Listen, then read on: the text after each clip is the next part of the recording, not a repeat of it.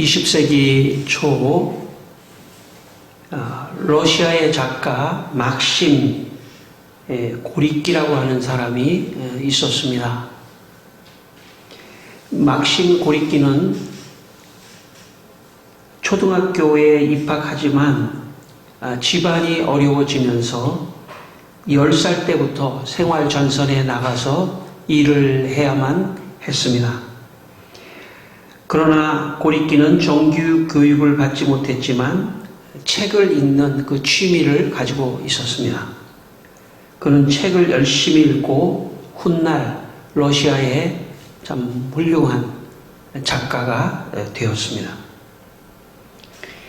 고리끼의 소설 가운데 자신의 어린 시절을 그린 자전적 소설 세상 속으로라는 책에 이런 내용이 있습니다. 어린 고리끼가 어느 노파의 집에 머슴으로 살고 있었습니다. 그런데 고리끼는 책을 읽는 것을 너무 좋아했기 때문에 책을 읽고 싶었습니다. 낮에는 일을 해야 됐기 때문에 책을 읽을 수 없고 저녁에 이제 잠을 잘 때 잠을 자지 않고 책을 읽으려고 그렇게 하고 있었습니다. 책을 읽기 위해 창가에 나갔습니다. 환한 달빛에 책을 읽기 위해서 달빛에 이 책을 비춰봤는데 너무 흐리고 글자가 작아서 책을 읽을 수가 없었습니다. 그래서 다음에는 선반에 청동 냄비를 끓여가지고 이 달빛에 또 이 청동 냄비를 비춰서 글자를 읽으려고 했지만 또 글자가 너무 흐리고 그래서 참 책을 볼 수가 없었습니다. 그 책을 너무 읽고 싶은 고리끼는 이제 마지막 수단으로 촛불을 켜야 되겠다고 생각했습니다. 그런데 이 촛불은 당시에 이 노파가 이 촛불을 항상 검사를 하기 때문에 얼만큼 썼는지를 항상 이 체크를 하기 때문에 이 촛불을 쓰면은 이 노파가 알게 되니까 참 그럼에도 불구하고 이 고리끼는 책을 읽고 싶어서 촛불을 켜고 책을 읽게 되었습니다. 아침에 노파가 보니까 초가 많이 달아 있는 거예요. 초가 많이 달아 있으니까 화가 난 노파가 그 고리끼가 읽고 있는 그 책을 찾아서 불태워버렸습니다. 고리끼는 너무 슬퍼가지고 눈물이 났습니다. 그럼에도 불구하고 고리끼는 또 더 책을 읽고 싶은 마음 때문에 촛농 있죠? 촛농. 촛농을 이렇게 긁어가지고 촛농 떨어진 걸 긁어서 조그만 깡통에다가 담고 거기다가 램프 기름을 조금 넣어서 거기다가 실로 이렇게 심지를 만들어서 불을 붙이고 그리고 열심히 책을 읽었습니다. 그리고 결국은 고리끼가 책을 통하여 더 넓은 세상으로 나아가는 그런 계기가 되었습니다. 고리끼 당시에 사람들은 러시아는 1800년대 후반 러시아는 혁명과 참 농노 해방과 뭐 여러 가지 점에서 너무 어려운 시절이었습니다.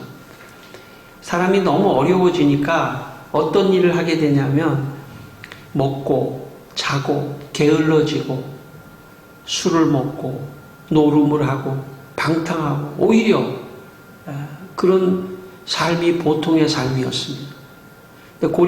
어린 고리끼가 학교는 못 다녔지만 어린 고리끼가 책을 계속 읽으면서 생각이 들었습니다.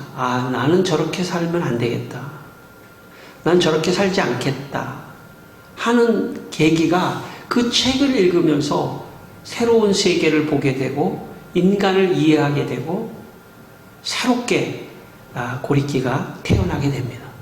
그래서 결국은 고리끼는 참 교육은 받지 못했지만 소설가로서, 작가로서 러시아에 참 7명의 유명한 톨스토이나 도스토옙스키나 이런 사람과 참 어깨를 나란히 할 만한 그런 대작가가 되었습니다. 여러분, 우리는 책을 읽으면서 책 속에서 더 넓은 세상을 만날 수가 있습니다. 인간이 동물과 다른 점이 있다면 그것은 인간은 글을 만들 수 있고 그리고 글을 읽을 수 있는 능력을 하나님이 주신 것입니다. 그래서 인간은 글을 읽으면서 생각을 하게 되고 그리고 책 속에서 인간을 이해하게 되고 다양한 인간을 이해하게 되고 그리고 인간의 실존 그리고 인간이 어떤 생각을 하고 사는지 인간에 대한 깊은 이해를 우리는 책 속에서 간접적으로 알게 됩니다. 책을 안 읽는 사람의 특징은 극단적인 행동을 하거나 극단적 사고를 갖게 돼 있어요. 내가 맞는다고 생각하면 모든 게 다른 사람 다 틀리다고 생각한다든지 한 사람 한 사람이 다를 수 있다고 하는 인간 이해가 부족하면 사회생활을 할 때도 너무 극단적인 생각을 할 가능성이 많습니다. 다른 사람을 이해해주는 폭도 너무 좁습니다. 여러분, 나이가 많이 먹으면 먹을수록 좀 넓은 사람이 돼야 돼요. 아량이 넓고 좀 다른 사람을 이해하는 폭이 좀 넓어야 돼요. 여기 계시는 분들은 또 어른이니까 또 자녀들이 훗날에 뭐 며느리도 얻을 수도 있고 사위도 얻을 수도 있고 또 많잖아요. 근데 어른이 됐는데 어른의 생각이 너무 좁을 수도 있어요. 너무 늘 서운하게만 생각할 수도 있고 너무 좁은 사람이 될 가능성이 많습니다. 어른이 될수록 책을 많이 읽어야 돼요. 그런데 그 책 중에서도 실용적인 책 있죠? 돈 버는 책, 어떤 정보, 그건 사실 책이라고 볼 수 없습니다. 물론 책이죠. 근데 그런 책은 어떻게 보면 기술적이고 실용적이기 때문에 사람을 생각하게 하지 않습니다. 그래서 좋은 책을 읽어야 되는데 그런 책을 우리는 한마디로 통칭해서 인문학 책이다 이렇게 말합니다. 철학이나 역사나 소설이나 문학이나 이런 책을 읽는 이유는 뭐냐면 인간을 이해할 수 있기 때문입니다. 다양한 인간을 이해해야만이 우리의 삶 속에서도 다른 사람을 이해해주고 또 다른 사람을 이렇게 관찰하고 할 수 있는 것입니다. 그래서 좋은 책을 읽는 여러분의 삶이 되시기를 바랍니다. 여러분의 삶에 좋은 책을 많이 읽게 되기를 바랍니다. 여러분, 출애굽기 32장 16절에 이런 말씀이 있습니다. 그 판은 하나님이 만드신 것이요 글자는 하나님이 쓰셔서 판에 새기신 것이더라. 그러니까 하나님이 모세에게 판에다가 직접 글자를 새겨주셨어요. 그러니까 하나님은 글자를 인간에게 가르쳐 주신 분이라고 말할 수 있습니다. 창세기 1장 3절에 보면 하나님이 빛이 있으라 이렇게 말씀하셨거든요. 말씀으로 하신 거죠. 입으로 빛이 있으라. 그랬더니 빛이 있었습니다. 말하신 거죠. 말씀하신 거죠. 하나님은 말씀하실 뿐만 아니라 글자를 남겨주신 분이에요. 제가 서두에 말씀드렸지만 인간과 동물의 차이점이 있다면 인간은 글자를 만들 수 있고 글자를 통해서 책을 쓸 수 있고 인간의 삶을 기록할 수 있고 그래서 그걸 보존해서 끊임없이 그 책을 통해서 어떤 지혜를 끊임없이 묵상을 하고 생각하고 그래서 우리의 사고가 발전하고 이렇게 하도록 하나님께서 그렇게 글자를 통해서 우리에게 책을 주셨다고 볼 수 있습니다. 특별히 우리는 성경책뿐만 아니라 우리 성경책 가장 중요한 책이죠. 성경책뿐만 아니라 다른 유익한 많은 책들을 우리는 지금 가지고 있습니다. 인류 역사에 어마어마하게 많은 좋은 책들이 지금 있고 보존되어 있습니다. 누가 주셨을까요? 저는 하나님이 주셨다고 생각합니다. 하나님이 주신 거예요. 하나님이 성경책뿐만 아니라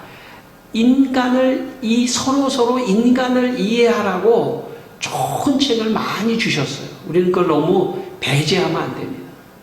우리 그것도 같이 읽어야 돼요. 성경책뿐만 아니라. 오늘 13절 말씀을 한번 읽겠습니다. 13절, 오늘 딱 한 절밖에 없지만 오늘 본문의 말씀이죠. 다시 한번 우리가 생각한다는 의미에서 같이 읽겠습니다. 내가 올 때에, 맞죠? 내가 올 때에 내가 들어와 가보의 집에 둔 겉옷을 가지고 오고 또 책은 특별히 가죽 종이에 쓴 것을 가져오라. 바울은 지금 로마 감옥에 있습니다. 오늘 이 편지를 디모데에게 쓸 때 바울은 로마 감옥에 있어요. 근데 로마 감옥에 있으면서 디모데에게 뭘 부탁하냐면 겉옷과 가죽 종이에 특별히 쓴 책을 가져다 달라고 지금 디모데에게 부탁합니다. 로마 감옥은 그때 이제 겨울이 막 왔기 때문에 오고 있었기 때문에 아마 추웠던 것 같아요. 그러니까 겉옷을 가져달라. 옛날에 그 당시에 겉옷이라고 하는 것은 담요 같은 건데 오늘 우리로 보면 이불 같은 거죠. 이불. 그러니까 담요 같은 겉옷을 좀 가져와 달라. 겨울이 오니까 그걸로 좀 덮고 추위를 이기겠다. 거기까지는 그럴 수도 있습니다. 그런데 바울이 책을 갖다 달라고 하는 것은 특별한 것입니다. 책을 갖다 달라. 여기에 책이라고 하는 이 헬라어 단어는 여기에 헬라어 단어는 비블로스라고 하는 단어인데 이건 보통 책을 말합니다. 일반 책. 비블리아. 일반 책을 말해요. 일반 책. 그러니까 일반 책을 그 책의 내용이 뭔지는 모르지만 책을 갖다 달라 이렇게 말합니다. 여러분 우리가 안 읽었지만 그 바로 전장에 디모데후서 3장 15절에 디모데에게 또 이렇게 말합니다. 넌 또 어려서부터 성경을 알았나니. 이럴 때 이 성경은 뭐냐면 히에라 그람마타라고 해서 특별히 히에라라고 하는 거룩한 책이라는 뜻이거든요. 그러니까 성경하고 구별된 어떤 책을 지금 갖다 달라 이렇게 우리가 볼 수가 있습니다. 그러니까 성경을 갖다 달라라고 보기보다는 성경이라는 단어가 따로 있기 때문에 성경 말고 다른 책을 좀 갖다 달라 이렇게 지금 바울이 디모데에게 부탁하고 있다 이렇게 볼 수가 있습니다. 제가 어려서 태어나서 처음 친구를 사귀었는데 그 친구 이름이 밝혀도 될 거예요. 아마 김준환이라고 참 오래간만에 불러보는 이름인데 내가 태어나서 최초의 친구예요. 우리 윗집 살았는데 제가 어렸을 때 그 집에 많이 놀러 갔습니다. 근데 그 집에 놀러 갔었는데 그 집에 인상적인 게 있어요. 뭐냐면 그 집에 말이죠. 그 당시에 아주 오래전이었는데 물론 좋은 책장은 아닌데 나무로 된 책장이 쫙 있고 거기에 문학 전집이 많이 있었습니다. 문학 전집 위인전도 있었고 뭐 외국 문학도 있고 우리 한국 문학도 있고 문학 전집이 꽉 찼어요. 그러면서 그 친구가 하는 말이 우리 집에서는 이 책 한 권 읽으면 용돈을 준다는 거예요. 참 제가 보니까 부럽더라고요. 왜냐하면 우리 집에는 책이 한 권도 없었어요. 근데 그 집에 그렇게 문학 전집에 막 이런 책이 있으니까 집이 더 좋아 보이더라고요. 그리고 그 친구가 나한테 하는 말이 굉장히 지혜가 많은 것 같더라고요. 책을 많이 읽으니까 걔가 한마디 한마디 하는 게 굉장히 그 참 보통으로 안 들리더라고요. 굉장히 지혜로운 말을 하는 것 같이 제가 들었던 그런 생각이 납니다. 바울은 지금 감옥에 있으면서 책을 갖다 달라 이렇게 지금 말하고 있습니다. 여러분, 사람은 의식주만 해결한다고 해서 살 수 있는 존재가 아니에요. 뭔가 어떤 정신적인 공급이 또 필요합니다. 지혜가 필요한 거죠. 저는 성경책만 열심히 읽어야 된다고 저는 생각하지 않아요. 왜냐하면 성경책은 하나님에 대해서 많이 아는 책이에요. 그리고 인간에 대해서도 물론 많이 알지만 하나님께서 보조로 이런 많은 좋은 문학책이나 이런 책들을 통해서 인간을 깊이 이해할 수 있도록 보조 자료로 줬다고 생각합니다. 그래서 그런 책을 쭉 읽다 보면 인간이 이런 존재구나. 인간은 정말 허무한 존재구나. 인간은 정말 죄악 덩어리구나. 인간이 이런 꼴이구나 하는 그 인간의 실존을 깨달으면서 결국은 성경책을 잡게 돼 있기 때문입니다. 인간이 이런 책을 안 읽으면요, 맨날 먹고 노는 거, 즐기는 거에만 일생을 다 허비해요. 징검다리 같은 역할을 좋은 책들이 하는 겁니다. 좋은 책들을 읽으면서 하나님께까지 가는 거예요. 성경책까지 손에 잡을 수 있는 좋은 징검다리와 같은 것이 좋은 책을 읽는 겁니다. 여러분, 학생 아이들이 중고등학교를 마칠 때까지는 뭘 하냐면요, 그냥 기술적인 걸 배우는 거예요. 책을 읽기 위해서 언어를 배운다든지, 사고력을 위해서 수학을 배운다든지, 이런 어떤 기초적인 것을 배우는 것은 사실 엄밀한 의미에서 책을 읽기 위해서예요. 근데 딱 고등학교까지만 딱 나오면 그다음부터는 일생을 손에 책을 한 권도 안 읽는 사람도 있을 수 있지 않습니까? 사실은 책을 읽기 위한 기초 공부거든요. 그 고등학교를 졸업한 다음에는 이제 실용적인 책, 돈 버는 책, 주식 버는 책, 이런 건 사실은 그것은 책이라고 말할 수가 없을지도 몰라요. 제가 너무 단정적으로 말하면 좀 안 되니까. 그런 거는 기술적인 겁니다. 여러분, 우리가 보통 고등학교를 졸업하고 대학을 가잖아요.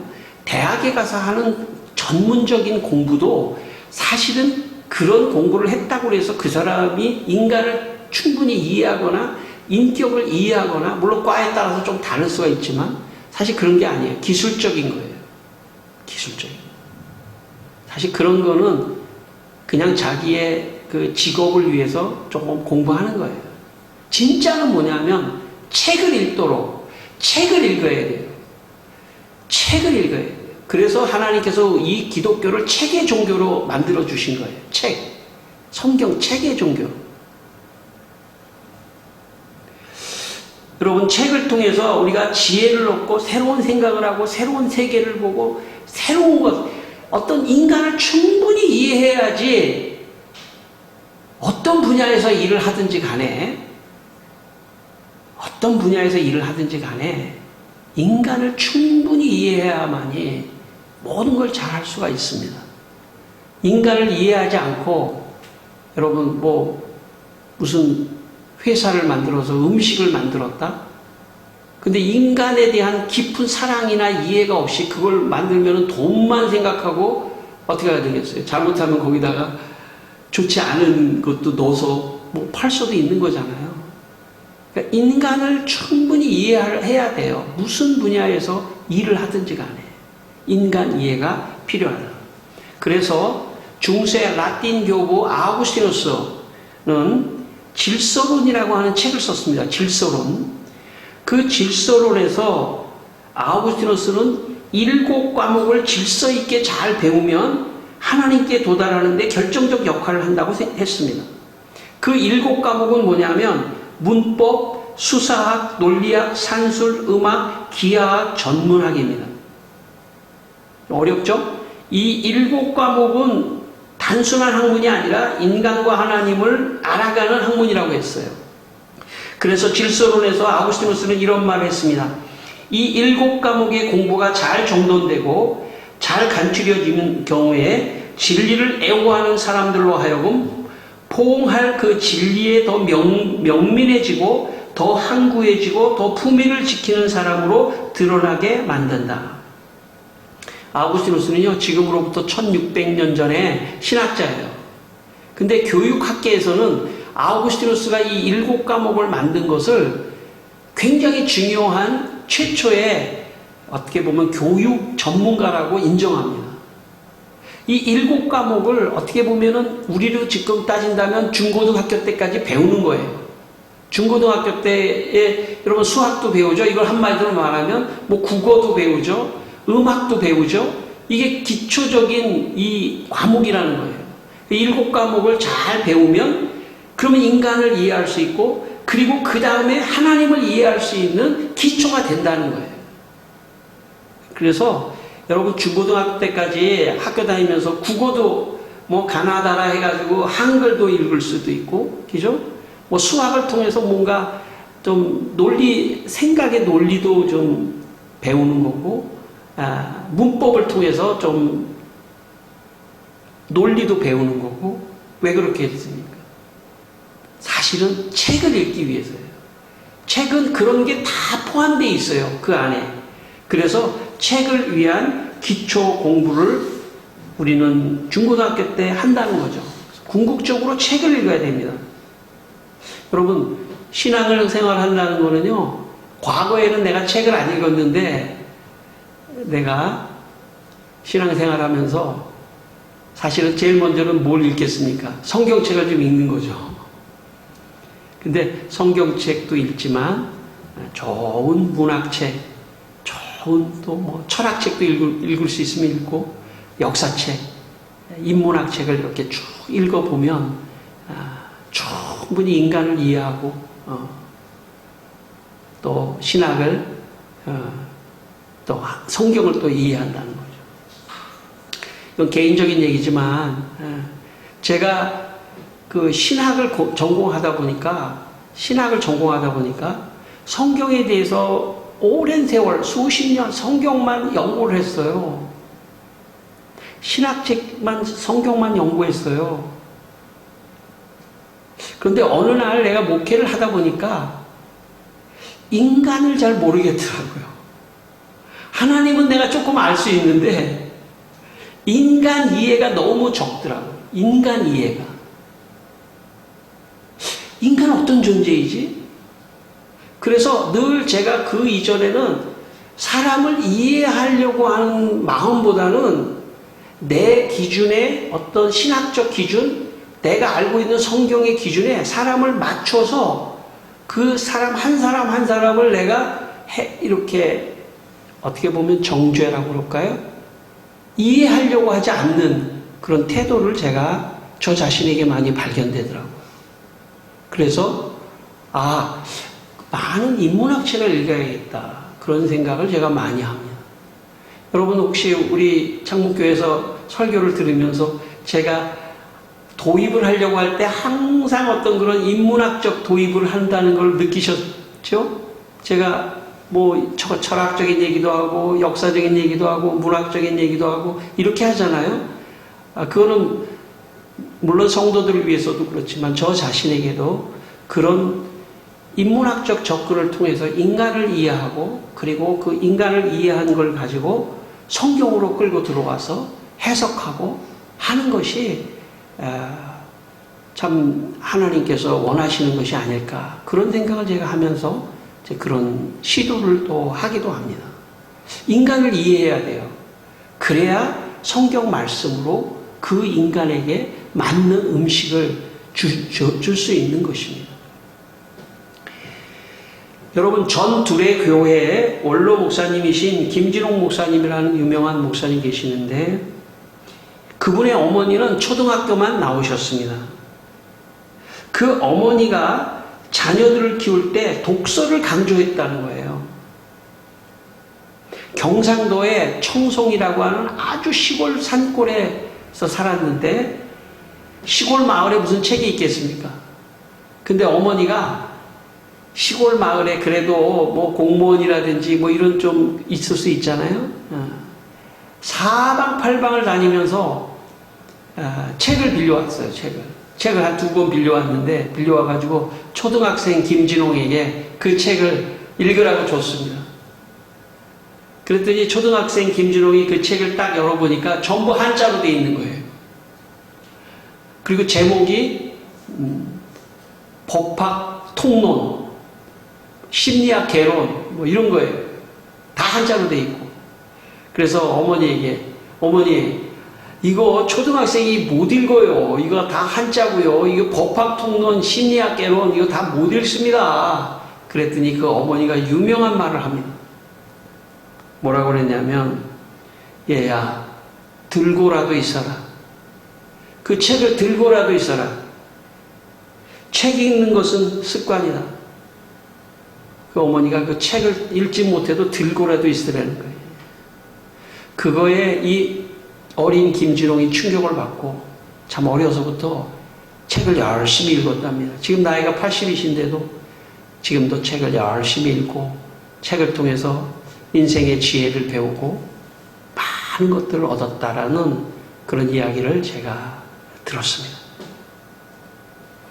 여러분 오늘 13절 마지막에 특별히 가죽 종이에다가 쓴 책을 가져오라 이렇게 바울이 말합니다. 여러분 아까 제가 서두에 말씀드렸지만 그 당시의 책은 이 파피루스에 썼습니다. 파피루스는 뭐냐면 갈대 그 식물과 갈대과의 그 식물을 이렇게 압착해가지고 거기다가 보통 글을 쓰는 것이 이게 파피루스예요. 보통 책들은 다 파피루스가 돼 있는데 가죽종이라는 것은 양이라든지 염소라든지 이 가죽에다가 쓰는 책은 상당히 비싼 책이죠. 비싼 책이에요. 그러니까 아주 책 중에서도 제일 좋은 책을 가죽종이에다가 써서 오래 보관하는 거예요. 그러니까 바울이 지금 파피루스에 쓴 책을 갖고 오라고 한 게 아니라 가죽종이에다가 쓴 책을 갖고 오라고 하는 말은 상당히 그 책이 중요한 책일 수 있다는 겁니다. 여러분 바울은 지금 로마 감옥에 있는데 추우니까 겉옷을 가지고 자기 몸을 보호하는 건 있을 수 있어요. 근데 바울이 로마 감옥에서 심심해서 아마 로마 감옥에 있을 때 바울은 성경책은 가지고 있었을 가능성이 있습니다. 왜냐하면 성경책은 늘 가지고 다니는 거기 때문에 중요하니까 성경책은 물론이지만 바울이 가죽 종이에 쓴 책을 특별히 디모데에게 가져오라고 했을 때는 그 책은 중요한 책이고 그냥 심심해서 성경 읽다가 아유 너무 심심하고 지루해 그러니까 내가 좀 책 좀 읽게 책 좀 가져와라 그런 것은 아니었을 거라는 거예요. 거기에는 뭔가 특별한 목적이 있었을 가능성이 많습니다. 그 책은 특별히 중요한 책일 수 있습니다. 그 책을 지금 제가 한번 추적해 보려고 하는 것입니다. 저는 문맥을 통해서. 여러분 사도행전 28장 30절로 31절은 마지막 바울이 로마의 감옥에 있을 때 바울에 대해서 이렇게 말하고 있습니다. 바울이 온 이태를 자기 셋집에 머물면서 자기에게 오는 사람들을 다 영접하고 하나님의 나라를 전파하며 주 예수 그리스도에 관한 모든 것을 담대하게 거침없이 가르치더라. 로마에 바울이 지금 자기 셋집, 감옥이 이렇게 셋집같이 해놨어요. 거기서 살 수 있도록 그 사람들이 방문할 수 있도록 해놨습니다. 그 사람들은 로마 사람들이에요. 아마 바울에게 있어서 전도를 하기 위해서 로마 사람은 어떤 사람들일까? 그들의 문화는 무엇일까? 그들의 역사는 무엇일까? 그들의 철학은 무엇일까? 그들의 문화는 무엇일까? 어쩌면 바울이 가져달라는 그 책은 철학자 키케로의 법률론이나 의무론이나 우정에 관하여 같은 책일 수도 모릅니다. 어쩌면 역사가 카이사르의 갈기아 원정기와 같은 역사책일지도 모릅니다. 아니 어쩌면 베르길리우스의 아이네이스나 문학가 오비디우스의 변신 이야기나 로마의 축제와 같은 그 당시에 최고의 베스트셀러인 작품들일지도 모릅니다.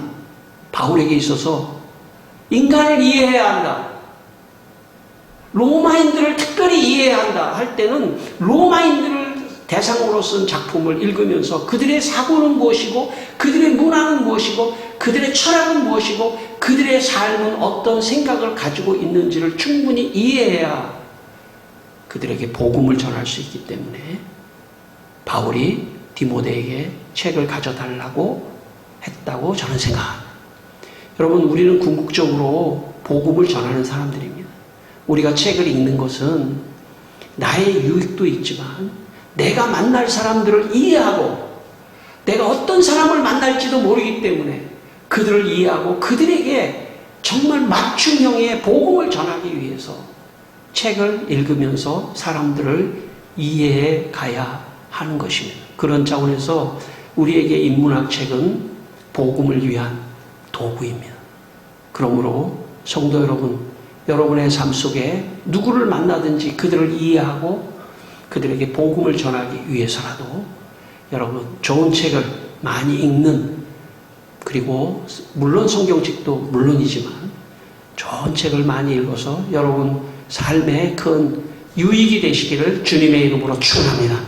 기도하겠습니다. 우리 한번 기도하겠습니다. 다 같이 한번 기도하겠습니다. 하나님 아버지, 우리에게 좋은 책을 읽을 수 있는 그런 마음을 주시고 우리가 신앙생활 한다는 것은 이렇게 좋은 책을 읽고 복음을 전할 수 있도록 주여 도와주시기를 원합니다. 하나님, 바울이 참 로마의 복음을 전하기 위해서 좋은 참 인문학 책을 읽으면서 복음을 전한 것처럼 우리도 좋은 책을 읽으면서 지혜를 얻을 뿐만 아니라 복음을 전하는 데 도구로 사용할 수 있도록 주여 도와주시옵소서. 하나님 아버지, 오늘 우리 성도들이 하나님이 주신 인문학 책을 읽고 인간을 이해하고 인간의 실존을 발견하게 하시고 또 성경책을 읽고 그 인간을 구원하시는 하나님을 믿고 구원받게 하여 주시옵소서. 예수님의 이름으로 기도드립니다. 아멘.